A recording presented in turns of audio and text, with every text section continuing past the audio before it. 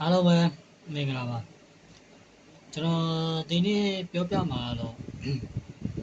အိမ်တိုင်းမှာအဖြစ်များတဲ့နှာစီးချုံဆူစီဒီပြပြအိမ်တိုင်းမှာရာသီဥတုအလိုက်ဒါမှမဟုတ်ပရိယာပိုးကြောင့်ရေချိုးမှားခြင်းကြောင့်နှာစီးချုံဆူတွေဖြစ်ကြတယ်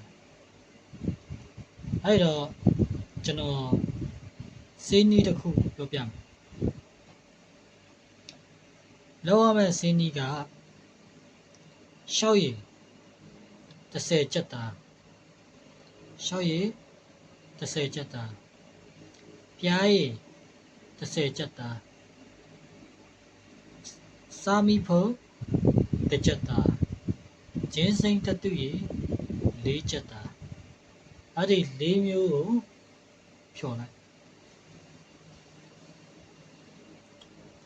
အဲ့ဒီ4မျိုးဖြော်ပြီးသွားရေးဆိုရင်မနက်တစ်စုံညတစ်စုံနေ့လယ်တစ်စုံလက်ဖက်ရည်စုံနဲ့တစ်စုံတောက်အဲ့ဆိုရင်နာစီးတာချောင်းဆူတာတွေယူပစ်တယ်ပျောက်အခုကျွန်တော်ပြောပြတဲ့ညီမတိုင်းရင်စီးနီးရအိမ်တိုင်းမှာခေါ်ဆောင်လာလို့ရှိရင်